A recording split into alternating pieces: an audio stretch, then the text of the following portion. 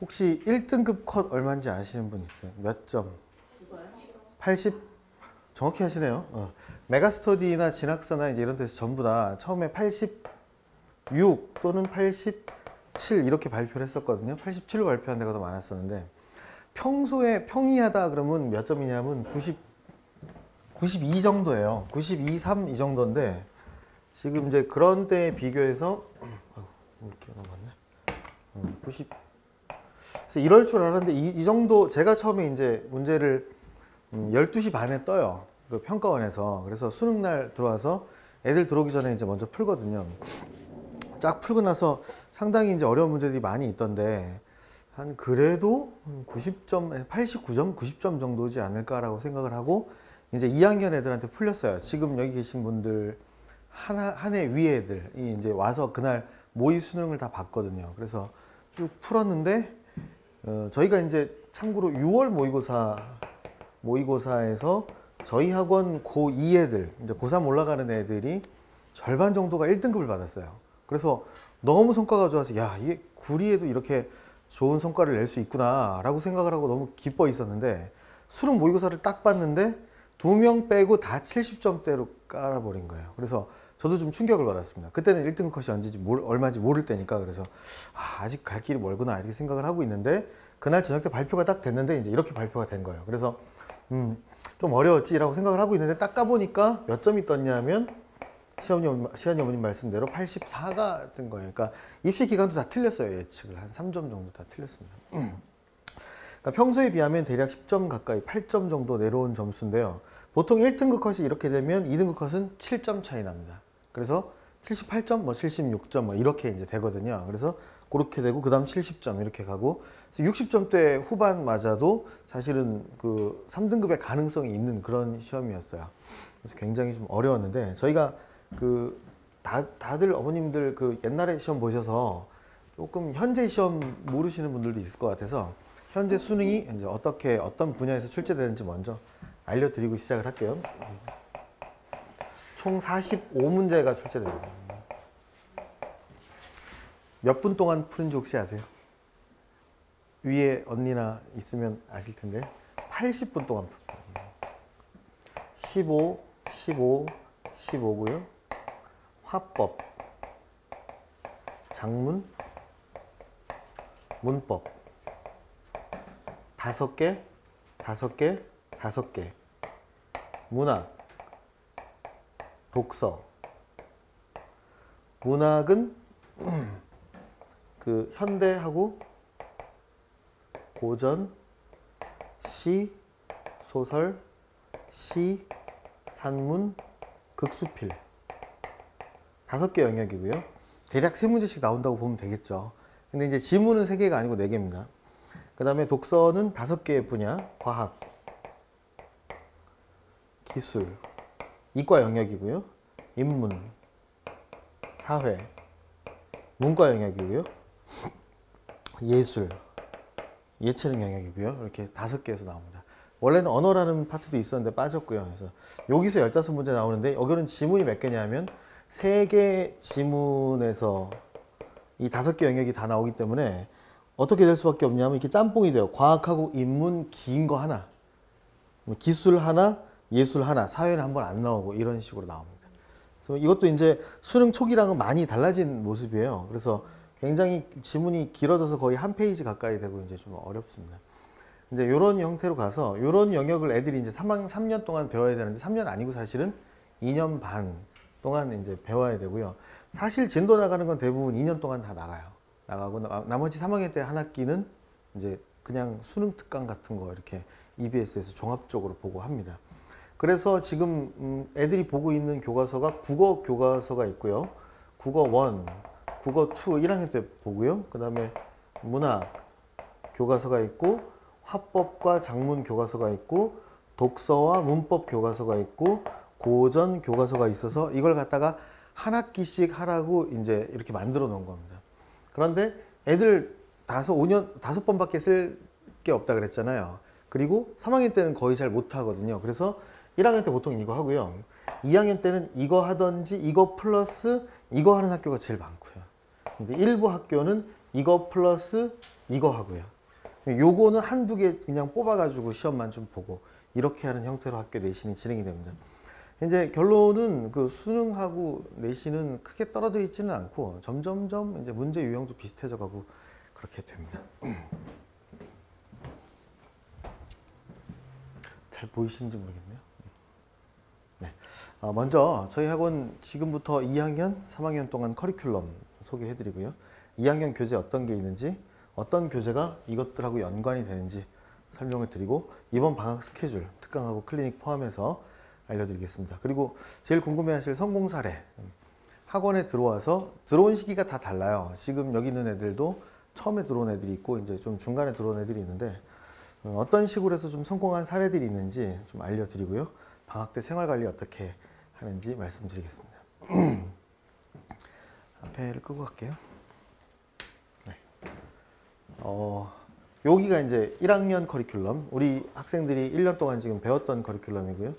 여기가 2학년 커리큘럼, 여기가 3학년 커리큘럼입니다. 나눠드린 자료에 이제 노란색으로 나와 있는데요.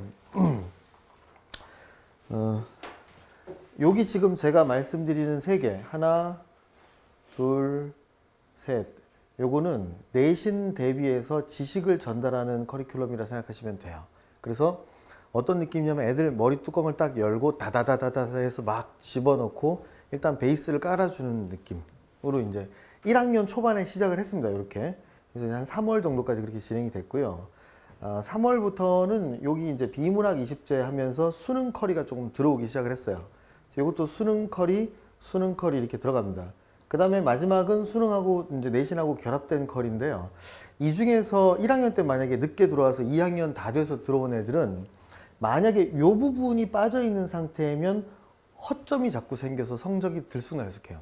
그러니까 이게 이 작품 수로는 현대시 50편이고 여기 있는 게 시조하고 현대 산문이 70편 정도 돼요. 그러니까 여기 있는 거 합하면 120편에다가 문법까지 들어가 있잖아요. 그래서 만약에 이제 여기 있는 애들 중에서 한 요쯤 뭐 5, 6, 7, 8에 들어왔거나 10, 11, 12에 들어온 애들은 요 부분이 좀 구멍이 있어가지고 2학년 때 내신 부분에 조금 문제가 생길 가능성이 있어요. 그래서 요거를 채워줄 수 있는 커리큘럼이 있습니다. 그래서 그건 방학 때 조금 추가할 수 있고요. 요거는 이제 지난 거니까 이렇게 끝났다고 보고 그 다음에 요거는 이제 올해 나가야 될 커리큘럼입니다. 요 부분을 조금 확대하면요. 네, 먼저 1, 2, 3월에는 애들이 비문학을 보게 됩니다. 근데 이제 전형적인 1등급 받는 애들이 요 중에서 어떻게 받냐 하면 얘는 틀리는 애들 거의 없어요. 다 맞아요. 그 다음에 문학 15문제 중에서 틀리는 문제가 없습니다. 다 맞아요. 그러니까 문학까지는 제가 자신 있게 거의 다 맞게 할 수 있어요. 뭐 한두 문제 실수하는 건 어쩔 수 없지만 문학을 1년, 2년을 가르쳤는데 다 맞지 못하게 하는 그거는 조금 저는 이해가 잘 안 되는 게 다 맞게 할 수 있습니다. 그런데 문제는 여기서 생겨요. 그러니까 1등급 받는 애들이 여기에서 기본적으로 마이너스 1에서 마이너스 2는 나는 틀린다라고 생각하고 접근을 하거든요. 그러니까 2등급 받는 애들은 여기서 하나 틀리고 여기서 한 3개 틀리고 이제 이렇게 가는 거죠. 그래서 사실은 수능에서 상위권을 네, 들어오세요. 어서 오세요. 네, 네. 저 뒤쪽으로 가시면 돼요. 네. 상위권 가려면 그러니까 얘를 잡는 게 일단 핵심이에요. 근데 이제 비문학은 문과, 이과 중에서 누가 좀 더 못하냐 하면 문과 애들이 좀 더 못해요. 근데 사실은 이제 언어 영역이라는 것 자체를 문과 애들보다 이과 애들이 좀 더 잘합니다. 기본적으로 이과에 잘하는 애들이 많이 쏠려 있기 때문에 평균 점수가 더 높아요. 그래서 이제 비문학은 문과 애들이 좀 더 약하고 남자 여자로 따져보면 여자 애들이 좀 많이 더 약해요. 그래서 지금 다니는 학생이 여학생인데 게다가 문과다 이러면 이 부분 자체가 굉장히 힘들 가능성이 있죠. 그래서 아까 위에 커리큘럼으로 가보면 애들이 이때 비문학의 기초를 일단 배우긴 했는데요. 이거는 되게 깊게는 안 들어가고 그냥 좀 맛보기 정도만 들어갔었습니다. 1학년 때. 그래서 2학년 때 가서 40제로 넘어갔잖아요. 요 커리큘럼은 빠지면 안 되는 커리큘럼이에요. 1학년 때는 요 3개를 빠지면 안 되는 거고 나머지는 그래도 여기서 열심히 하면 따라갈 수 있는 건데 2학년 때는 요 커리큘럼 요거하고 요거 2개를 빠지면은 3학년 때 커버가 안 됩니다. 그래서 만약에 이제 2학년 애들은 요때 9월 이후에 들어온 애들은 반드시 제가 이거하고 이거를 다시 듣게 해요. 그러니까 동영상으로 저희가 다 촬영이 돼 있거든요. 이거를 듣지 않으면 조금 어려움이 있습니다. 그래서 이제 비문학을 여기서 이제 메인 커리로 하고요. 그 다음에 이연 필수 고전문학이라고 해서 이거 이제 고전문학이 한 200편 정도 돼 있는 거 있습니다. 그래서 요거를 지식적인 측면으로 접근하는 거예요. 요거는 수능 때문에 하는 거. 요거는 4-2, 요거는 내신 때문에 하는 거. 이렇게 생각하시면 돼요. 근데 1학년은 국어 전반에 대해서 다 다루는데 2학년은 주로 이 문학 쪽에 초점을 맞춰요, 학교들이. 그래서 이 고전문학하고 문법 쪽을 좀 초점 맞춰서 방학 때 준비를 해줍니다. 1, 2, 3월에 준비를 하는 거고요. 여기 지금 4월은 비어있죠? 4월은 내신 대비 기간이고 5월 달부터 다시 수능 문학 완성이 들어갑니다. 그래서 이 문학 완성은 요 강의를 3개월 동안 듣고 나면 거의 대부분 잡혀요, 문학이. 그래서 많이 안 틀리고 한두 개 정도 틀리는 상태가 됩니다. 오늘 각 학교 발표가 났어요. 그래서 최종적으로 뭐 애들이 오늘 아침부터 문자가 아주 불나게 왔는데 그 중에서 이제 의대 합격한 친구가 한 명 있어요. 근데 그 친구가 뒤에도 제가 성공 사례에서 말씀을 드릴 텐데 끝까지 문학 때문에 힘들어했어요. 완전히 이과머리예요. 그래서 문과 쪽은 전혀 없는데 마지막까지 문학을 계속 틀리는 거예요. 1등급을 받아야 되는데 그 친구가 이제 마지막에 저한테 3개월 남기고 와가지고 도저히 문학이 안 잡힌다. 이거 어떻게 해야 됩니까? 이렇게 얘기를 하더라고요. 그래서 요거를 다시 보라 그랬어요. 2번 다시 봤습니다. 책을 2권 더 샀어요. 얘는 2학년 때 이걸 했잖아요. 근데 3학년 때 책을 2번을 더 사가지고 이거를 2번 반복해서 풀고 들어갔거든요, 수능장에. 결국은 문학을 다 맞았습니다. 그러니까 제가 18년 동안 강의한 거에 모든 그 문학적인 엑기스가 다 들어가 있는 거예요. 그러니까 이 위에 여기는 뭐 좀 대충 들었더라도 여기서 잘 들으면 이제 해결이 됩니다. 그 다음에 이제 여기서 배운 내용, 2연 비문학 40제에서 배운 내용을 연습하는 단계가 5-2 단계예요. 그래서 2연 비문학 기출, 고3 기출 가지고 연습합니다. 그 다음에 10, 11, 12월에는 독해 완성이라 그래서 독해책, 문장 독해, 문단 독해인데 뭐 예를 들면 5개의 문장을 주고 나서 이 문장 중에서 제일 힘이 센 문장은 뭐 이런 식으로 교재가 구성이 되어 있어요. 그 다음에 스텝 6-2는 주제별 비문학 30제 이렇게 되어 있어서 배경 지식을 쌓는 클래스입니다. 네, 교재 예시를 보여드리겠습니다. 첫 번째 배울 2연 비문학 40제에는 교재 목차가 이렇게 돼 있어요. 1, 2강, 3, 4강, 5, 6강 하면서 개괄적 사실의 확인부터 쭉 이렇게 돼 있는데 수능 비문학에서 나오는 문제는 총 6종류밖에 없어요. 라고 저는 생각합니다. 그런데 이제 어떤 유명한 다른 선생님한테 가면 그 선생님은 수능 비문학은 12개의 문제로 구성되어 있다. 유형으로 되어 있다. 이렇게 얘기를 하세요. 또 어떤 선생님한테 가면 7개라고 하는 분도 있습니다.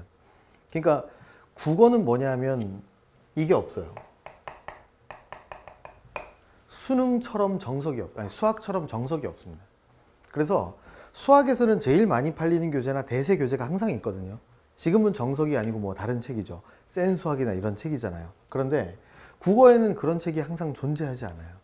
왜냐하면 이 수능 연구자들마다 전부 다 수능을 보는 관점하고 이 유형이 다 달라요. 그래서 저희 학원 애들은 3년 동안 6개 유형을 계속 배웁니다. 그래서 이 유형에 익숙해져 가지고 어떤 문제를 딱 풀 때 잘 안 풀리면 이게 추론과 비판 문제잖아. 근데 어떤 식으로 풀라고 선생님이 했었지 라고 생각을 하면서 그 풀이법을 적용해 가지고 문제를 푸는 게 실력 향상되는 방법입니다. 그래서 이제 그런 식으로 저희가 수업을 하고요. 안에 내용을 보면 이제 이렇게 되어 있습니다. 개괄적 사실의 확인 유형은 유형의 정석은 어떤 유형이고 잘 안 보이시죠? 그냥 그런 게 있구나 하고 생각하시면 됩니다. 유형의 정석이 이렇게 돼 있고 밑에 요 1, 2강에 해당하는 1A 유형, B 유형, C 유형의 3개 유형으로 나눠 놨고요. 자, 어떤 식으로 불일치 선택지 유형이 나오는지 나왔고요. 그러니까 오답 유형입니다. 그리고 이제 자세한 설명이 이제 어떻게 독해해야 된다는 것이 밑에 나와 있어요. 자, 그러고 나서 문제를 푸는 겁니다. 지금 고2 올라가는 애들이니까 고2 문제를 푸는데요. 정답률 55% 이렇게 적혀 있습니다. 저희 학원 모든 문제집에는 다 정답률이 표시가 되어 있는데요. 그 이유는 뭐 때문이냐면 이제 모의고사 문제를 총 45개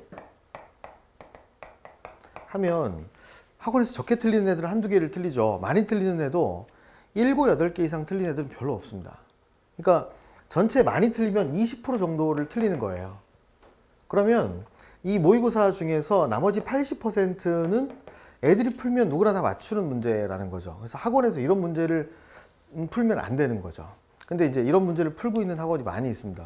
어떤 학원이냐면 모의고사만으로 수업하는 학원은 전체를 애들 항상 모의고사를 다 풀게 해요. 그러니까 실제로 어머님들 그 다녀보시면은 교재 자체가 이렇게 문제가 다 선별되어 있는 게 아니고 이거는 지금 지문 하나에 문제가 하나밖에 없잖아요. 그러니까 애들한테는 30문제가 숙제로 나가면 굉장히 많은 겁니다. 애들 비문학이 아까 한 회차에 몇 개 있다고 말씀드렸죠? 3개 있습니다. 3개. 그런데 이게 30문제만 문제를 내줘도 일주일 동안 아주 힘든 거예요. 제대로 문제를 풀려면. 그래서 이제 그렇게 정답률이 낮은 문제, 이 정도면 45문제 중에 제일 어려운 문제가 55% 정도 되는 문제예요. 그래서 이런 문제들로만 한 강의가 40문제로 구성이 돼 있어요. 그래서 일주일에 20문제씩이 숙제입니다. 2학년 문제를 다루고요. 3학년 문제도 다룹니다. 그래서 2학년은 2학년, 3학년 문제고 3학년 올라가면 3학년하고 리트라고 있어요. 그래서 대학원 입학시험입니다. 의대나 법대나 입학시험 문제가 있는데 그것도 교재에 같이 들어가 있습니다. 지금 아직 2학년 올라간 애들은 그 정도 수준은 아니고요. 정답률 60% 정도고 3학년 문제 이렇게 나와 있습니다. 사회 지문이고요. 자, 3, 4강도 마찬가지로 구성이 되어 있습니다. 자, 그 다음에 요거는 내신 대비라고 말씀드린 책인데 약 200편 정도의 책이고요. 제가 요거는 지필에 참여하진 않고 검토하는 데 참여한 책이고요. 그래서 내용이 굉장히 좋은 게 아니고 굉장히 많습니다. 그래서 어떤 작품이 나오더라도 펼쳐서 바로 찾아볼 수 있게 사전처럼 이렇게 되어 있는 교재를 방학 때, 지금 여기까지가 방학 때 쓸 교재들입니다. 방학이 지나고 나면 이연 수능 문학 완성이라는 책이 들어가는데요. 보통 이제 1학년 때 배우는 책은 주로 목차가 어떻게 생겼냐 하면 1번 견우의 노래, 2번 광야, 3번 진달래꽃 이렇게 돼 있어요. 목차가. 그런데 이제 2학년 때 배우는 책은 수능에 맞는 목차가 돼 있죠. 1강부터 13강까지 있는데요. 그 중에서 7강까지가 시에 관련된 겁니다. 화자의 정서와 태도 파악 뭐 이런 식으로 이제 목차가 돼 있는 거죠. 제가 이제 연구를 해서 학생들이 시를 자연스럽게 이해할 수 있도록 또는 소설을 자연스럽게 이해할 수 있도록 만들어 놓은 책입니다. 역시 수학의 정석에서 모티프를 땄어요. 그래서 앞부분에는 정석이 있습니다. 정서의 태도와 종류는 어떤 게 있고 필기를 하고요. 학생들하고 생각해 보는 시간을 가지고 정서의 종류를 쭉 예를 들어서 설명을 해줍니다. 그래서 이런 게 한 10페이지 되고요. 안빈낙도니, 향수니, 뭐 결핍이니, 그리움이니 이런 것들이 전부 다 시험 문제에 나옵니다. 넘어가면 연습 문제가 있습니다. 그래서 이 중에서 안빈낙도를 골라라. 이런 문제만 10문제가 이렇게 딱 들어가 있는 거죠. 마치 이제 수학의 정석에서 기억나시나요? 수학의 정석에서 정석 처음에 있고 그 다음에 뭐 있는지 기억나세요? 너무 오래돼서 유제 그 다음이 연습 문제 이렇게 있습니다. 그래서 이게 유제에 해당되는 문제입니다. 그 다음에 연습 문제에 해당되는 문제는 다음에 이제 이렇게 모의고사 2학년, 3학년에서 발췌해서 정답률 낮은 문제들로만 구성이 되어 있습니다. 요게 지금 몇 주 과정이냐면 12주 과정인데요. 요 문학의 정석이 이거를 못 듣고 3학년에 올라가는 애들이 있어요. 3학년 때 등록하는 애들의 비율이 꽤 돼요. 그래서 걔네들을 위해서 이 강의를 8주짜리로 압축해 놓은 강의가 있습니다. 동영상으로 들을 수 있고요. 만약에 친구들도 어떤 사유에 의해서 이 강의를 빼먹게 되면 그 강의를 들을 수가 있습니다. 네, 이렇게 돼 있고요. 그 다음에 이제 제일 올해 마지막에 배울 책 하나만 제가 가지고 왔는데요. 맨 마지막 부분에 말씀드리겠지만 비문학이 예전에는 독해력만 있으면 어느 정도 커버가 가능했습니다. 그러니까 시험지가 이렇게 있으면 이게 수능 얘기만 말씀드리는 게 아니에요. 지금 계신 학교들의 내신 문제가 다 이렇게 비문학이 나옵니다. 이렇게 시험지가 있잖아요. 그러면 예전에는 뭐 길면 한 이 정도 길이의 지문이거나 짧으면 이 정도 길이의 지문이었거든요. 내용을 잘 몰라도 독해력이 있으면 쭉 이해가 가능해요. 그래서 배경 지식은 그렇게 중요하지 않았어요. 언제까지냐면 3년 전까지. 3년 전부터 지문의 길이가 여기까지 내려오기 시작했어요. 그러니까 이렇게 여기까지 갑니다. 짧은 거는 여기서 끝나요. 그러니까 얘는 배경 지식이 만약에 없으면 가다가 이쯤에서 포기하거나 이해가 안 되니까 뒤에 부분이 전혀 이해가 안 돼요.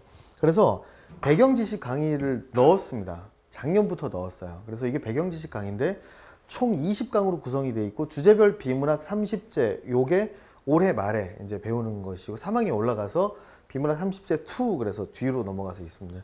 내용을 보시면 이렇게 돼 있어요. 사회지문, 과학지문, 인문지문인데 사회지문 중에서 내용을 보시면 이게 사회에서 뭐 환율만 따로 배우거나 이제 이렇게 하는 게 아니고 저희는 그래프가 나온 것만 따로 배우고 도표만 나온 것만 따로 배우고 법학과 관련된 거 따로 이제 이런 식으로 뭐 내용적인 요소하고 형식적인 요소를 좀 결합을 했습니다.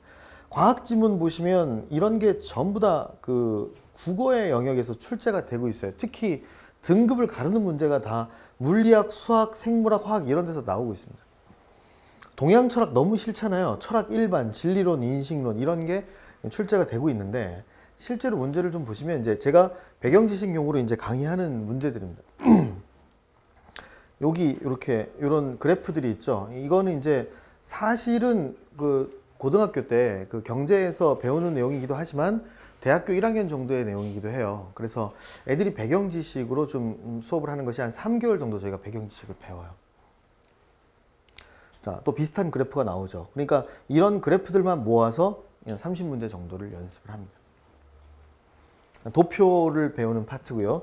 여기 있는 빈 곳에는 도표의 종류를 제가 다 그려줍니다. 한 10가지 정도 있어요. 주로 나오는 도표의 종류가 10가지 정도 있는데 그 중에서 뭐 아주 유명한 거 죄수의 딜레마라든지 이런 게임 이론 같은 도표 어떻게 보는지 연습하는 거고요. 마찬가지로 경제학 도표나 아니면 금리와 관련된 도표를 보는 방법을 연습을 합니다. 물론 배경지식도 같이 설명을 하고요.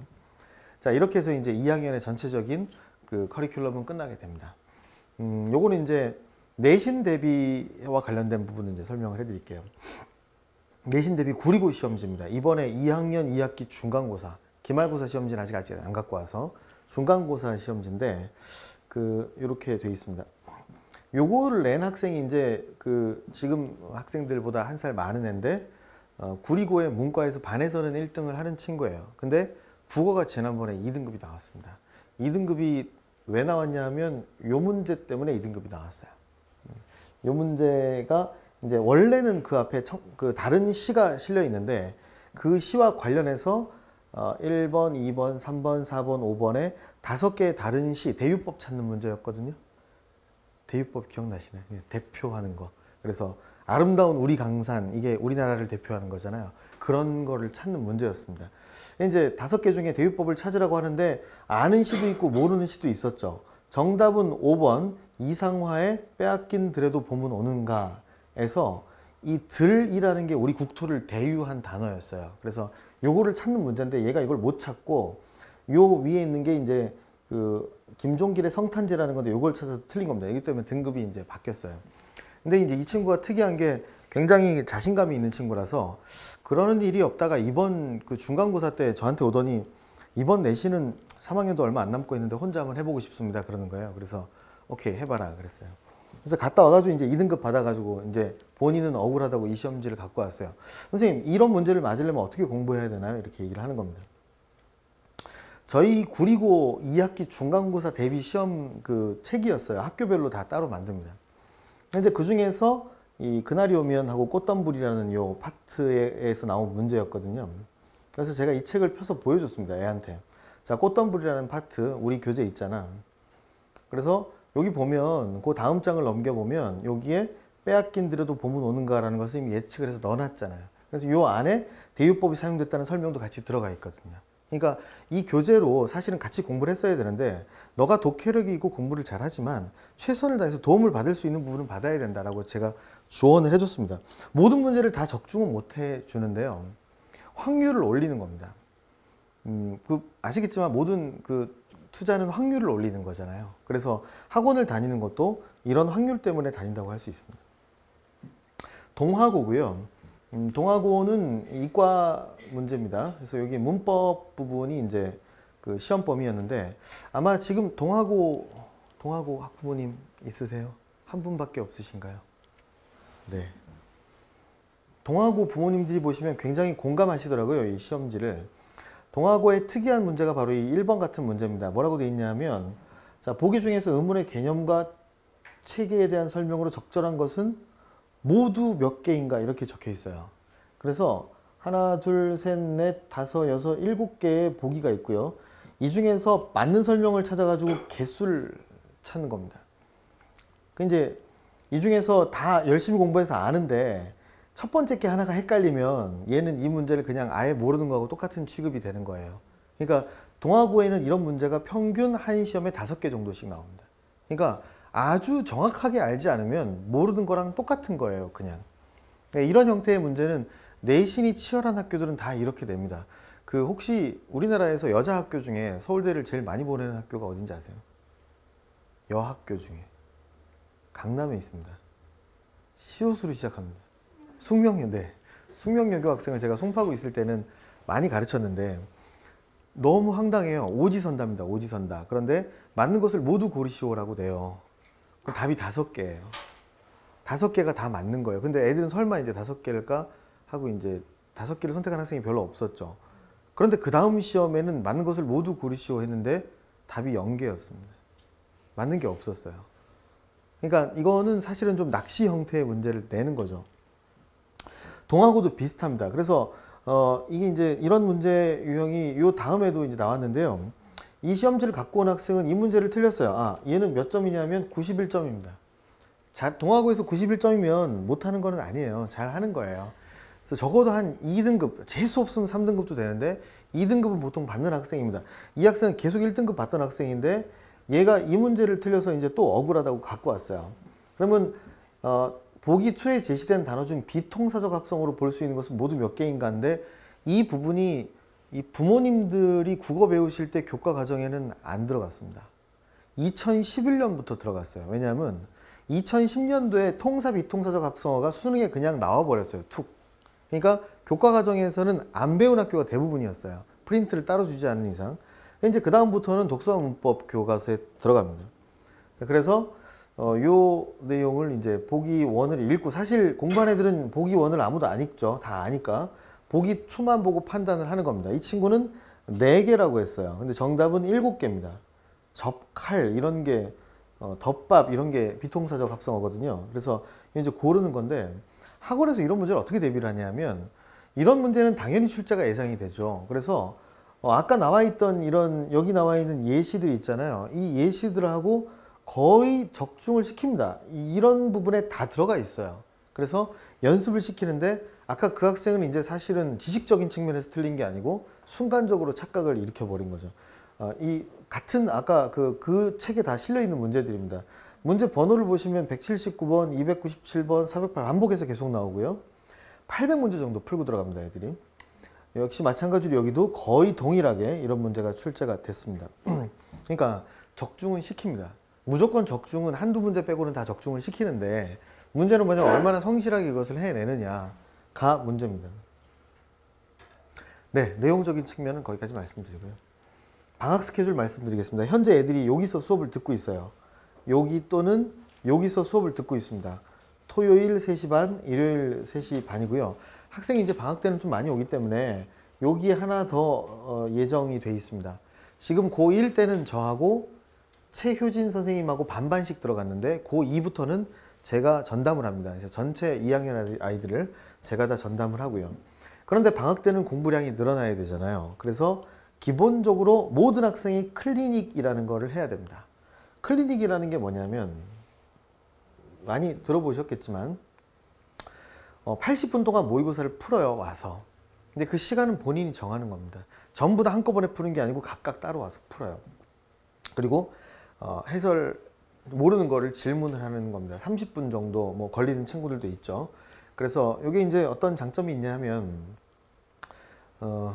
시간이 부족해서 다 못 푸는 애들이 계속 반복해서 연습을 하다 보면 시간이 조금 단축이 되는 효과가 있고요. 사실은 이 관리 능력이라는 게 뭐냐면 버리는 능력이에요.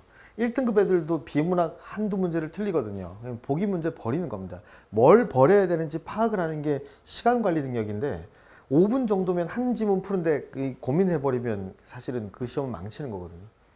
자, 이런 학습 습관이나 이런 거에 도움이 됩니다. 그래서 이제 저희가 클리닉을 하는데요. 사실은 좀 고민이 많습니다. 80분 플러스 30분이라고 제가 이렇게 적어 놨는데 위에 학원 시간표를 보시면 학원에 있는 모든 학생이 뭐 100수십 명 되는 학생이 사실은 수, 목, 금에 다 나와야 돼요. 다 나와가지고 다 풀고 이제 질문을 해야 되는데 선생님은 총 3분이 계셔요. 3분의 선생님이 항상 대기를 하고 계실 겁니다. 그런데 문제는 학생의 이 수준이 다 다르기 때문에 어떤 학생은 80분 정도 문제를 풀고 나서 2문제만 설명을 해주면 그냥 가는 애가 있어요. 그러니까 5분 정도 걸립니다, 얘는. 근데 어떤 학생은 한 15분에서 시도 하나 모르고 소설도 하나 몰라서 질문도 하고 틀린 것도 한 5-6개 되겠죠. 그런데 어떤 학생은 정말로 60분 정도 설명을 해줘도 아직도 질문을 할 게 많은 학생이 있습니다. 그러면 물리적으로 저희가 다 처리할 수가 없어요. 그래서 고민을 하다가 그러면 애들한테 야, 너 해설 보고 나서 한두 문제만 선생님한테 질문해 이렇게 할 수도 없잖아요. 그래서 고민을 하다가 생각해낸 방법이 클리닉 촬영입니다. 그래서 저희가 원래 정규 수업은 촬영을 해요. 빠진 애들 들을 수 있게 해주는데 클리닉을 촬영을 해서 요때 촬영을 이제 실강으로 들어도 되고요. 그 다음에 오면 여기 정도 해당되는 친구들은 저희가 바로바로 질문을 받고 이제 귀가를 해도 되는데 여기에 해당되는 친구들은 저 클리닉 동영상을 처음부터 끝까지 설명이 돼 있으니까 그래서 쭉 들으면서 이해 안 되는 문제만 갖고 와서 설명을 듣는 식으로 진행을 합니다. 그러니까 그렇게 해야지 여기 있는 친구들도 피해를 보지 않거든요. 그렇게 하면 됩니다. 그래서 클리닉 시간은 저희하고 다 이제 이번 시험이 끝나고 나면 개별적으로 다 면담을 해서 클리닉 시간을 잡을 예정입니다. 그래서 기본적으로 학원에 2번 나오겠죠. 예를 들어 수요일에 1번 나오고 토요일에 1번 나옵니다. 클리닉이 안 되는 친구들은 부모님한테 확인 전화를 드릴 테니까 왜 안 되는지 사유를 같이 공유를 해주시면 되고요. 그 다음에 그 특강 수업이 있는데 학생들마다 부족한 부분이 다 달라요. 그래서 그 부족한 부분을 채울 수 있는 특강을 저희 학원은 항상 8개 정도의 특강이 준비가 되어 있습니다. 그 나눠드린 자료의 뒤쪽에 보시면 초록색으로 되어 있는 표가 있어요. 그래서 그 초록색으로 된 표에 8개 그 특강 중에서 항상 8개를 다 할 수는 없으니까 이번에 실강으로 거기 옆으로 된 겁니다. 오늘. 네, 그거 뒤쪽으로 넘기시면 있어요. 네, 이번에는 5개만 실강으로 개설이 됩니다. 그래서 각각이 어떤 건지 설명을 좀 해드릴게요. 요거는 조금 국어를 원래 못하고 특강 5번 먼저 말씀을 드릴게요. 내신 선택지라고 되어 있는데 아까 말씀드렸듯이 어떤 작품을 학교에서 배우지만 1번부터 5번에 나오는 선택지는 안 배웠는데 그냥 나오거든요. 그래서 언어적인 센스가 있는 애들은 그냥 해요, 이거를. 근데 언어적으로 센스가 많이 좀 떨어지는 애들은 이게 안 되니까 이 인근 학교에 나와 있는 1번부터 5번에 출제됐던 작품들의 출제되는 부분, 그러니까 이만큼이 정지용의 유리창이면 여기 나와 있는 역설하고 여기 나와 있는 감정 대유만 딱 따와가지고 쭉 만들어 놓은 책이 있어요. 그 책으로 수업을 하는 게 특강 내신 선택지입니다. 그러니까 이거는 조금 국어를 못하는 학생들을 위한 난이도가 낮지만 내신에 도움이 되는 수업이 되는 겁니다. 지금 2학년 애들은 아마 그게 들을 필요는 없을 거예요. 그 다음에 여기 밑에 있는 별표 순대로 특강 1에 수능 문법 기초인데요. 요거는 이제 2학년 올라가서 그 독서 문법이 시험 범위인 애들이 있습니다. 이런 애들은 기본적으로 3회 반복을 해야 완벽하게 되는데요. 그래서 첫 번째 반복을 여기서 시켜주는 겁니다. 수능 문법 전체적인 부분을 다 훑어주는 6주짜리 강의고요. 그 다음 수능 문법 심화는 이미 이걸 들은 애들이 있어요. 지난 여름방학 때나 그 지난 겨울방학 때 1번을 들은 애들이 있어요. 그런 애들은 2번 좀 더 어려운 심화 강의로 들어갑니다. 특강 3은 아주 상위권을 위한 수업이에요. 2학년 애들도 듣기도 합니다. 작년에도 들었고요. 작년에 들었던 동아고 학생 그 학생도 이름이 시연이네요. 시연이라는 학생은 그래서 이때 1학년 때 이걸 듣고 나니까 3학년 때 굉장히 좀 수준이 높아져서 이번 수능을 2학년인데도 불구하고 91점을 받았어요. 그러니까 그런 뭐 좀 상위권 애들은 그런 도움이 됩니다. 그래서 긴 지문, 고난도 긴 지문 특강이 있고요. 그 다음에 특강 4에 고전 산문 연습이 있는데 사실 2학년 애들은 저는 이거를 많이 추천을 합니다. 왜냐하면 고전 산문을 대부분의 인강에서는 한 문장, 한 단어 한 단어 다 안 보거든요. 전체적으로 중요한 스토리 짚고, 인물 짚고, 공간의 변화 짚고, 그다음에 서술상 특징 짚고, 왜냐하면 다 읽을 시간이 안 나와요. 그런데 저희는 40개의 그 고전 산문을 한 글자 한 글자 다 봅니다. 모르는 단어가 하나도 없게. 그렇게 해서 요거를 마치고 난 애들은 특히 이과 중에서 고전 어려워하는 애들은 굉장히 효과를 많이 본 강의가 이 강의입니다. 그래서 요 5개 강의는 요 중간에 별표 하나짜리를 빼고는 다 이미 촬영이 돼 있어서 시간이 안 맞더라도 들을 수가 있어요. 그러니까 요 시간에 안 맞더라도 그 다른 날 들어와서 이 강의를 들을 수도 있습니다. 그리고 온라인만으로 들으면 수강료가 3분의 2 정도로 쌓아지니까 또 그런 장점이 있고요. 그래서 시간이 안 돼서 못 듣는 경우는 저희는 없고요. 그 다음에 거기 있는 이제 여기 안 나온 3개의 강의가 더 있습니다. 그것은 온라인으로만 이번에는 수강이 가능한 그런 강의라서 학생들하고 어차피 이번 시험 끝나면 제가 면담을 해서 필요 없는 학생은 안 들어도 됩니다. 이거는 저희가 그 어떤 수익 때문에 하는 것이 아니고 학생들을 위해서 하는 거기 때문에 안 들어도 전혀 상관이 없고요. 필요한 학생들은 골라서 이제 만약에 여기 1개를 듣는다. 보통은 1개 정도 듣거든요. 그러면 여기 한 번 나오고요. 그 다음에 뭐 금요일 날 한 번 정도 나오고 그 다음에 토요일이나 일요일에 한 번 나오고 총 3번 나오게 되는데 이게 부담이 되는 애들이 있어요. 거리가 멀거나 이러면 또 부담이 되겠죠. 저희가 제일 멀리서 오는 학생은 양평에서 옵니다. 그래서 1시간 반 동안 지하철을 타고 와요. 그러니까 그런 애들은 3번 못 나오겠죠. 그러니까 여기서 만약에 이제 특강을 하나 들었으면 여기 연결해서 클리닉을 듣거나 그렇게 하고 여기 이제 2번 정도 나오거나 아니면 극단적으로 한 번에 몰아서 하는 친구도 있습니다. 저는 평일날 전혀 클리닉이 안 돼요. 그래서 토요일날 하긴 하는데 애가 지쳐요. 너무 9시간 막 이렇게 해야 되니까 굉장히 힘듭니다. 자, 이렇게 진행된다는 거 말씀드리겠습니다. 방학 스케줄은 이렇게 정규는 총 8번 이렇게 진행이 되고요. 1월 첫 주부터 2월 마지막 주까지입니다. 특강은 총 6번 진행이 되고요. 여기 설날 때 빼고 나머지 이렇게 진행이 됩니다. 그래서 15일 정도까지 해서 특강은 다 끝나게 되고요. 그래서 정규 수업 관련된 부분, 특강 관련된 부분 아까 말씀을 드렸습니다. 지금 아까 안 하는 게 요거는 1학년 과정, 지금 2학년 올라가는데 1학년 과정이 아예 빠져있는 애들은 이거 들어야 됩니다. 그러니까 1학년 과정을 아예 안 배워가지고 120작품 아까 제가 말씀드렸죠. 그게 아예 빠져있는 친구들은 요거 최소한 한 60작품 정도라도 듣는 것이 좋고요. 이건 온라인으로만 개설이 됩니다. 그 다음에 요 2개는 들어가 있고 요거는 이제 지금 학생들은 정규 커리큘럼에 1학기에 들어가 있어요. 그러니까 수능 문학의 정석은 들을 필요가 없고요. 뭐 고전 시를 잘 모르면 요 정도 들어주면 되겠습니다. 네, 클리닉 아까 말씀드렸습니다. 단 하나 요거 말씀 안 드렸는데요. 지나친 모의고사 풀이는 역효과. 제가 그 중계동에 있을 때 저희 건물에만 국어학원이 8개가 있었어요. 그래서 선생님들하고는 다 친하게 지냈습니다. 일부 학원은요,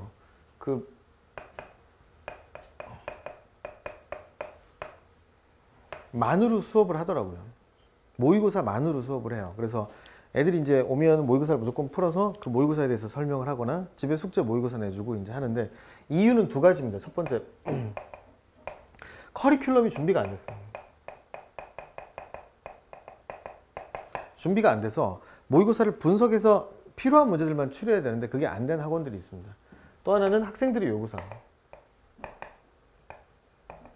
저는 모의고사를 못하니까 모의고사를 많이 하고 싶어요 라는 얘기에서 모의고사를 많이 한다고들 얘기를 하시더라고요. 모의고사는 그 병원으로 따지면 건강검진하고 유사합니다. 아주 쉬운 문제부터 아주 어려운 문제까지 쫙 펼쳐져 있고요. 유형도 처음부터 끝까지 다 유형이 나와 있어요. 그러니까 아까도 말씀드렸지만 이거를 매주 예를 들어 2개씩 풀면서 국어 공부를 한다 그러면 얘는 건강검진을 매주 2번씩 받는 거예요. 근데 고전소설을 계속 틀려요. 근데 계속 검진을 받아서 고전소설을 계속 틀려요. 의미가 없잖아요. 그러니까 저희는 이 적절한 수준이 방학 때 매주 1번 정도라고 생각을 합니다. 그러고 나서 고전소설을 못하면 고전소설만 모아서 40개를 빠른 속도로 봐야죠. 그렇게 해서 치료를 해야 되는 거죠. 그래서 이 얘기를 왜 말씀을 드리냐면 2학년 어머님들이 모의고사에 제일 관심이 많은 학부모님들이세요. 왜냐하면 2학년 1학기 정도까지는 보통 모의고사가 이 지역 학생들도 잘 나오거든요. 근데 2학년 2학기를 넘어가면 성적이 훅 떨어져요, 갑자기. 그러면서 모의고사는 어떻게 대비를 해야 되지? 모의고사를 많이 풀기 시작을 하는 겁니다. 이 학원은 모의고사를 안 해주나요? 모의고사가 답이 아니고 일주일에 하나 정도가 적정한 선이라는 거 말씀을 드립니다. 내용은 1학기 때는 2학년 모의고사를 가지고 기출을 하고요. 2학기 때는 3학년 모의고사로 가겠습니다. 대상은 방학 때는 전원이고요. 평시에도 희망자는 계속 클리닉을 할 수 있습니다. 네, 성공 사례 말씀드릴게요. 총 5명 학생 말씀드릴게요. 1번부터 4번까지는 실제 존재하는 학생이고요. 5번 학생은 여러 케이스를 모아서 제가 가공의 인물을 만든 겁니다. 전부 다 올해 졸업하는 학생들이에요. 이번에 수능 본 학생들입니다.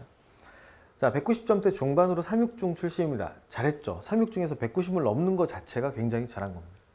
출신이고요. 문과 최상위권이었습니다. 여학생이고요.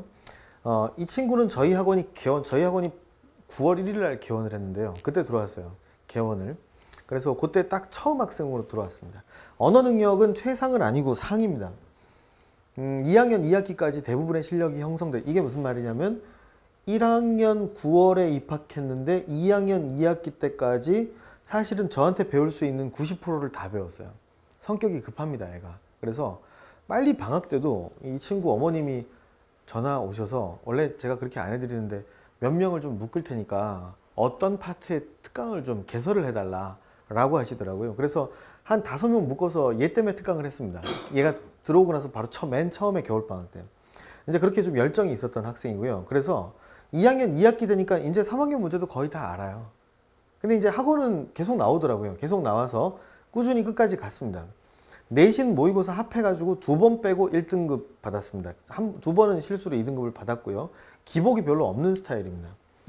특강을 초반에 다 들었어요. 아까 있는 8개를 거의 다 들었습니다. 2학년 때. 그리고 나중에는 좀 적당히 천천히 갔습니다. 결과로 수능 1등급 받았습니다. 이번에. 입시 결과는 별로 안 좋습니다. 수능 국어는 잘 봤는데 나머지가 조금씩 좀 문제가 있어서 본인이 원하는 곳에 가지 못할 수도 있을 것 같습니다. 그 다음 두 번째, 이과 최상위권 S군이고요. 3육중 출신입니다. 아까 걔보다 3육중 그 성적이 더 좋았어요. 제일 잘하는 애였습니다. 1학년에 12월에 걔보다 조금 늦게 왔고요. 그런데 직전에 11월 모의고사에서 언어를 4등급 받고 왔습니다. 충격이겠죠. 왜 더 충격이냐면 이 친구의 어머님이 국어 선생님이에요. 문학 박사입니다. 문학 박사. 서울대 출신이에요. 문학 박사인데 그 교수님은 아니고 이분도 학원에서 강의를 하세요. 강남에서. 근데 이 친구가 언어를 4등급 받았으니까 충격을 받겠죠. 그래서 이제 헐레벌떡 달려왔습니다. 언어 능력이 상이라고 하기에는 조금 부족했어요. 왜냐하면 이과 머리였거든요. 아빠 머리 쪽이었나 봐요. 그래서 언어 능력은 조금 떨어졌습니다. 수능 3개월 전까지 계속 불안했어요. 그래서 아까 달려왔다는 친구가 이 친구입니다. 교재를 2권 줬다는 친구가. 그래서 수능 3개월 전까지 어떤 상태였냐면 2번 정도는 수능 1등급, 모의고사 1등급이 나오는데 한 번은 3으로 떨어져 버리는 거예요. 계속 1, 1, 3 이런 식입니다. 그러니까 애도 불안하고 엄마도 불안하고 제가 어머니랑 통화를 엄청 많이 했어요. 그러니까 불안해하지 마시라고. 이제 내신은 항상 1등급이었는데 어떤 식, 이 친구는 9리고입니다. 어떤 식이었냐면 중간에는 2등급 정도 성적이 나와요. 그러다가 기말에는 열심히 해가지고 다 맞아버려요. 그래서 이제 1등급으로 역전. 이제 이런 식으로 항상 내신은 1을 찍었습니다. 결국은. 그 다음에 수능은 1에서 3으로 기복이 좀 있었습니다. 이 친구는 특강 같은 건 별로 관심이 없었어요. 정규 수업 열심히 했습니다. 초반에 적당히 듣고 3학년 때 스퍼트를 냈는데 3학년 겨울방학부터 뭐 많이 다 찾아서 들었습니다. 그러니까 그 특강이 이 친구는 도움이 됐던 게 아니고 마지막에 3개월 동안 그 본인이 취약한 문학 분야 있잖아요. 그 책을 2학년 때 배웠던 걸 달달달달달 해서 매일 왔어요. 학원에. 모르는 거, 독서실 바로 옆에였거든요. 매일 와가지고 모르는 거 물어보고 그럼 뭘 해와라 이러면 이만큼씩 해옵니다. 그러니까 공부량이 엄청나요, 애가. 그러니까 그 전까지는 왜 국어가 안 나온 것 같았니? 라고 수능 끝나고 나서 물어보니까 양이 적었다고. 본인이 공부 양을 확 늘려보니까 된다. 이거를 깨달았답니다. 그래서 3개월 동안 완전히 스퍼트 내가지고 수능에서 88점 받았습니다. 그러니까 2% 안에 들더라고요. 그래서 잘 나왔습니다. 의대 합격은 오늘 발표인데 제가 아직 못 물어봤네요. 그래서 의대 합격할 것으로 예상, 뭐 몇 개 붙어 놨었거든요. 1차는. 그렇습니다. 이제 1, 2번 애들은 너무 잘하는 애들이니까 이제 좀 평범한 애들. 3번. 문과 중상위권 W양 인창고입니다. 180점대 초중반으로 인창중을 나왔고요. 3학년 1월에 들어왔습니다. 늦게 들어왔죠. 3학년 1월에 들어왔습니다. 직전에 모의고사가 4등급, 내신은 3, 4를 왔다 갔다 했는데 언어 능력이 중상이었는데요. 암기력하고 성실성이 독보적이었습니다. 암기를 너무 잘하더라고요. 사진처럼 외워요. 그래서 제가 시간 10분 주고 자, 이 3페이지 이거 테스트한다. 나갔다 오면 어디에 뭐가 있는지 밑줄까지 다 기억하고 있고 점까지 다 기억하고 있어요. 그럼 그렇습니다. 그것도 이제 복이죠. 그래서 겨울방학 동안 모든 수업을 얘는 이제 늦었으니까 발등에 불 떨어졌으니까 이제 다 했어요. 특강을 3개씩 들었습니다. 이제 다 하고 그 전에 지나간 동영상도 막 듣고 이제 이렇게 했어요. 이제 1학기 중간에서 내신을 자 이렇게 3, 4등급에서 1등급을 찍었습니다. 근데 아시겠지만 1학년, 2학년, 3학년에 내신이 다 들어가잖아요. 그런데 여기는 시험이 4번, 여기는 시험이 4번, 여기는 시험이 2번 있잖아요. 그러면 여기가 예를 들어 똑같은 비율로 33%씩 들어간다고 해도 여기 있는 한 번 시험이 여기 있는 거에 2번 시험에 해당되잖아요. 그러니까 여기를 잘 보는 게 굉장히 중요하거든요. 근데 여기 이제 1등급을 찍어버렸습니다. 게다가 기말 내신에 전교 1등을 했어요. 그래서 아직도 제가 문자를 갖고 있습니다. 너무 감사하다. 1등급. 근데 8월에 그만뒀어요. 왜냐하면 얘는 이제 수능은 못 잡았어요. 6개월 동안 수능을 잡을 수가 없잖아요. 그래서 수능 성적은 그렇게 마음에 안 들어서 수시에 집중하겠다. 이렇게 해서 8월에 휴강했습니다. 특강은 취약한 부분에 좀 집중을 해서 들었고요. 정규 수업 굉장히 성실하게 들었습니다. 이런 케이스도 있습니다. 노력하면. 이 학생은 동아고 학생인데 그냥 중상위권 아니고 중위권이었어요. 180점대 초중반으로 동구중 나왔으니까 그냥 중간 정도 하는 친구죠. 동아고 가서 굉장히 처음에 고생이 많았고요. 이 친구는 2학년 1학기에 입학했습니다. 직전에 모의고사는 4등급, 내신 4, 5등급이었고요. 언어 능력은 중2였고 암기력도 부족하고요. 성실성도 그냥 그랬습니다. 이 친구가 힘든 게 아니고 제가 힘들었겠죠. 이런 애를 보면 힘들었습니다. 진짜. 재원 중에 3분의 2는 성실하게 수강했는데 3분의 1은 대충 들었습니다. 어디니? 그러면 동아고에 기독교 동아리가 있나 봐요. 그래서 기독교 동아리를 굉장히 열심히 하는 친구라서 연극 연습을 하고 있어요. 고3 때도 그랬습니다. 막 비가 와요. 그럼 어디니? 그러면 선생님 비가 너무 많이 와서 무서워서 못 갈 것 같아요. 이런 친구입니다. 근데 뭐라고 할 수가 없어요. 작은데 착하고 앉아있을 때는 얼마나 열심히 듣는지 그런데 열심히 안 합니다. 그래서 너무 고민이 많았는데요. 등원 후에 1년 동안 조금씩 올라갔습니다. 그래서 이 정도 올라갔어요. 한 1년 동안. 한 등급씩 올렸습니다.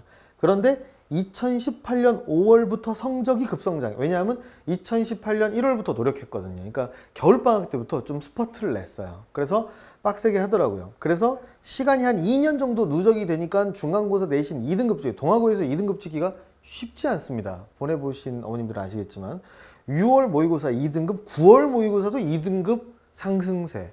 완전히 상승세로 가서 야, 너 수능 보면 대박 나겠다 라고 하고 있는데 수시에 붙어버렸습니다. 그래서 9월 달에 휴강 이렇게 났습니다. 저는 이 친구 보면서 제일 일반적인 학생들한테 희망이 될 거라고 생각을 했어요. 그러니까 이 친구가 왜 이렇게 됐냐, 왜 이렇게 늦게 올라갔냐면 공부량이 채워지는 게 대충 해서 느렸던 거예요. 그러니까 공부량이 어느 정도 채워져야 올라가는데 성적이 어차피 경쟁이잖아요. 그러니까 마지막에 공부량이 좀 채워졌던 겁니다. 요거는 제가 저희 학원에서 제일 많이 보는 케이스. 한 10명을 모아놨습니다. 졸업할 때 잘했어요. 190점대 중반입니다. 뭐 여기든 별내든 그냥 그런 중학교를 나와서 잘해서 나왔습니다. 근데 1학년 때 보통 국어의 중요성을 모르는 친구들이 많아서 2학년 때 들어오는 애들이 제일 많아요. 그래서 저희가 2학년 인원이 제일 많습니다. 근데 공부를 안 했으니까 직전에 엉망인 상태죠. 우리가 입학 테스트를 보면 아는 게 하나도 없습니다. 그런데 언어 능력은 나쁘진 않아요. 중상에서 상입니다. 처음 왔으니까 시키는 대로 시험 대비를 열심히 받아요. 그래서 반짝하고 1, 2등급으로 팍 치고 올라갑니다. 이런 케이스가 너무 많습니다. 그런데 문제는 6, 7번이죠. 본인이 이제 어느 정도 됐다고 생각하고 적당히 준비하면서 끝까지 2, 3등급을 유지하면서 그냥 그렇게 마무리하는 친구들이 많습니다. 그러니까 제가 드리고 싶은 말씀의 핵심은 이 세 가지예요. 결론은 성실성과 독해력과 열정, 이거는 요 세 개 안에서 다 해결이 됩니다. 근데 이 중에 적어도 2개의 요소는 갖고 있어야 돼요. 애들이 장기적으로 지속을 하던가, 성실성이 있어서. 그리고 이거는 성실성은 단기적인 과제 집착력하고 아주 관련이 있습니다. 그 과제 집착력 하면 떠오르는 학생이 한 명 있는데요. 이름이 김승리라는 학생입니다. 여학생이고요. 제가 그 한 5, 6년 전에 가르쳤던 학생인데 둔촌고라는 그 송파구 강동구인가요? 둔촌고 전교 1등권은 아니고 한 2, 3, 4등권 왔다 갔다 하는 친구입니다. 결국 이제 서울대를 갔는데요. 그 집안이 좀 특이합니다. 아버님이 주간이 뚜렷하셔서 일찍 자야 돼요. 그래서 이제 중학교 때까지는 10시가 수면 시간입니다. 그래서 무조건 10시에 자야 돼요. 근데 고등학교 올라가면서 고등학생이니까 이제 11시 이렇게 된 겁니다. 11시에, 지금 11시에 자는 친구가 있나요? 아무도 없죠. 11시에 자야 됩니다. 근데 학원도 한 2개, 3개 다니고, 그리고 학교 숙제도 있고, 뭘 해야 될 게 많잖아요. 근데 이 친구는 무조건 11시에 자야 되니까 습관이 든 게 굉장히 숙제 같은 거를 틈틈이 빨리빨리 많이 합니다. 그래서 학교에 쉬는 시간에 막 하고, 친구들하고 얘기하면서 숙제하고, 이제 이런 친구입니다. 제가 이 친구가 그런 수면 패턴을 갖고 있다는 걸 알게 된 계기가 소설을 한 편 숙제를 내줬어요. 고1 때인데요. 중편 소설이라서 200페이지 정도 되는 소설이었는데, 읽고 천자로 요약을 해와라. 방학 때 숙제였습니다. 방학 때가 아니고 학기 중에 숙제였습니다. 근데 이 친구한테 내줬는데, 이 친구 약간 갸웃하더라고요. 그 이제 집에 귀가를 했습니다.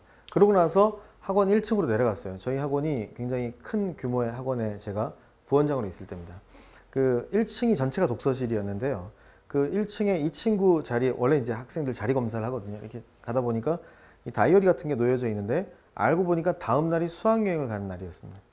수학여행을 갔다 온 다음 날이 이제 숙제 검사하는 날이었고요. 이제 그 일정이 있고, 그 수학여행 일정 중간에 소설 요약하기 숙제가 적혀 있었어요. 그래서 수학여행이겠구나, 못 하겠구나. 왜냐면 200페이지 정도 읽으려면 적어도 몇 시간은 걸리지 않겠습니까? 근데 해왔어요. 가서 했다 그러더라고요. 그러니까 가서 남들 다 놀 때 그걸 읽고 한 게, 이 친구가 인생을 잘 사냐 못 사냐의 문제를 떠나서 얘는 뭐만 보이냐면 과제만 보이는 거. 과제는 무조건 해야 되는 거예요. 내 상황이 어떻든지 해야 되는 겁니다. 그러니까 이 과제 집착력이 있든지, 아니면 과제를 조금 부족하지만 장기적으로 가든지, 어쨌든 성실성이 있어야 되는 겁니다. 우직함이라고 할 수 있겠죠. 그 다음은 독해력입니다. 독해력은 초등학교 고학년 때 절반 이상이 결정이 됩니다. 그러니까 많이 읽어야 돼요. 저학년 때 한두 줄짜리 읽는 거 그거 말고요. 고학년으로 올라가서 좀 길이가 있는 책을 많이 즐거워해서 읽어낸 애들은 타고날 때 독해력이 별로 없어도 성장이 됩니다. 그런데 중학교 이상은 잘 안 되더라고요. 받은 능력이 있어야 됩니다. 독해력은 이게 60% 정도 좌우를 한대요. 근데 문제는 이 두 번째가 제일 문제인 거죠. 왜냐하면 이건 내가 의지를 가지고 하면 되는데, 이거는 초등학교는 이미 지나갔고 받은 것도 이미 결정이 돼 있고 하니까 문제잖아요. 그래서 이게 없는 애들은 첫 번째하고 세 번째가 있어야 됩니다. 열정입니다. 쉬는 시간에 오는 애들은 계속 와요. 1년 내내 옵니다. 쉬는 시간에 숙제를 앞에서 설명을 해줬는데 모르는 걸 또 갖고 옵니다. 끝나고 남는 애들 계속 남아요. 학습량입니다. 학원에서 공부 일주일에 3시간 해서 절대 안 되죠. 그러니까 그거 이제 숙제 내준 것만 딱 하면 1등급이 나올까요? 세상의 모든 애들이 다 학원, 국어학원 하나는 다니고 거기서 숙제할 정도는 다 할 텐데 어떻게 이길 수가 있겠어요? 그러니까 학습량은 기본적으로 본인이 따로 책 한 권 정도는 가지고 가야 됩니다. 인강을 듣던, 특강을 듣던, 추가 교재를 하던 본인이 어느 정도의 열정이 있어야 됩니다. 그래서 사실 이게 있는 친구들은 이 둘 중에 하나만 있어도 어느 정도 성과가 납니다. 2개 정도 가지고 있으면 2등급 이상은 분명히 맞습니다. 제가 지금 어머님들 앞에서 말씀드리는 내용은 학생들 앞에도 똑같이 요약해서 시험 끝나고 30분 정도 할 예정입니다. 그래서 하고 나서 방학 때 이제 할 거를 저하고 이제 다 상담을 하면서 할 테니까 어머님들께서는 관심만 가져주시면 돼요. 그러니까 뭐 하기로 했니? 어떤 부분이 좀 부족하니? 그냥 관심 정도만 가져주시면 나머지는 저희가 알아서 하겠습니다. 밖에 부원장 선생님이 스케줄 매니저 하고 계세요. 그래서 그런 스케줄을 다 관리해 주실 겁니다. 요거 인강 하나 말씀드릴게요, 어머님. 아까 의대 간 친구, 의대 갈지도 모르는 친구, 그 친구가 사실은 그런 친구는 너무 열정이 넘쳐서 문제예요. 이제 학교에 그 상위권 애들은 같이 학원을 좀 다니지 않겠습니까? 그러면서 강남도 좀 왔다 갔다 했어요. 뭐 러셀 이름 들어보셨죠? 메가스터디 러셀도 수업을 좀 듣고, 인강도 유명하다는 국어는 들었어요. 김동욱 선생님 것도 듣고 뭐 권규호 선생님 것도 듣고 했어요. 언제? 3학년 겨울방학 때. 그러니까 2학년 때까지 해서 성적이 계속 걔가 조금 불안했다 그랬잖아요. 근데 사실 실력은 계속 1등급이었거든요. 애가 이제 약간 심리적인 문제가 있어서 그런 건데, 그런데 이제 인강을 듣는 건 좋습니다. 근데 너무 열정적으로 많은 사람의 인강을 듣다 보니까 이게 머릿속에 섞여요. 그래서 이 친구가 3월인가 4월에는 한번 완전 망한 적이 있었는데, 이 선생님 거 적용을 하다가 이 선생님 거 적용으로 잘못 넘어갔어요. 그래서 지문 하나를 날렸습니다. 그러니까 국어 선생들마다 가르치는 게 전혀 달라요. 전혀 달라요. 완전히 체계도 다 달라요. 저는 6개로 가르치잖아요. 어떤 선생님들 많이 가르친다고 말씀드렸지 않습니까? 그러니까 이쪽은 너무 과하면 안 돼요. 그러니까 필요한 거 찾아 듣는 거는 권장합니다. 나비 효과 좋아. 찾아 듣고 이런 거 권장하는데 너무 많이 듣고 양쪽의 무게 배분이 똑같이 가면 안 됩니다. 예를 들어 저희 학원에서 이제 80% 정도에 하고 있으면 부족한 부분을 인강에서 더 따다 듣고 하는 거는 좋은데 이게 50, 50을 가면 차라리 여기를 끊어도 된다. 저는 그렇게 얘기를 합니다. 그러니까 한쪽 시스템으로 가야 됩니다. 국어는. 그러니까 수학이나 암기 과목하고 좀 달라요. 네, 5번째 생활관리 말씀드리겠습니다. 시상제도는 원래 운영을 하고 있었어요. 애들은 다 알고 있습니다. 그래서 여러 번 중복돼서도 받고요. 고3 애들은 많이 받습니다. 고3은 시험이 많잖아요. 매달 모의고사가 있습니다. 그래서 다 문화상품권 지급을 하고요. 벌점제를 이번에 처음 시행을 합니다. 제가 옆에 교습소에서 그 1년 전까지 혼자 관리를 할 때는 다 인원도 적고 제 손아귀 안에 있어서 특별히 이런 문제가 많지는 않았어요. 근데 이쪽으로 이제 오면서 다른 선생님도 생기시고 좀 아이들이 많아지다 보니까 문제가 좀 생깁니다. 그래서 그 무단결석부터 해서 수업 방해까지 벌점 아이들한테 이제 공지가 나가서 새해부터 시작이 되고 2개월에 한 번씩 리셋을 해주고요. 그래서 15점 정도가 되면 1차 경고고 25점이 되면 퇴원입니다. 근데 퇴원까지 가지 않도록 중간에 저희가 잘 관리를 해야 되겠지만 양보할 생각은 없어서 학생들하고 이제 본보기로 아마 한두 명 정도 퇴원당한 학생이 있을 수 있어요. 그래서 이거 이제 관리를 잘 할 수 있도록 저희가 교육할 예정입니다. 테스트 통과를 못해도 그렇습니다.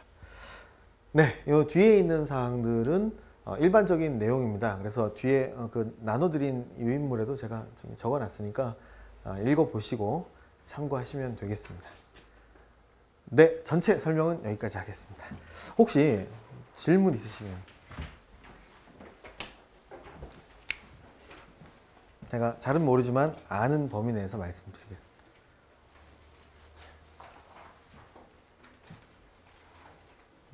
혹시 개별적으로 질문 있으신 부모님들 혹은 상담 원하시는 부모님들은 저쪽에 밖에서 저한테 만나고 가면 되겠습니다.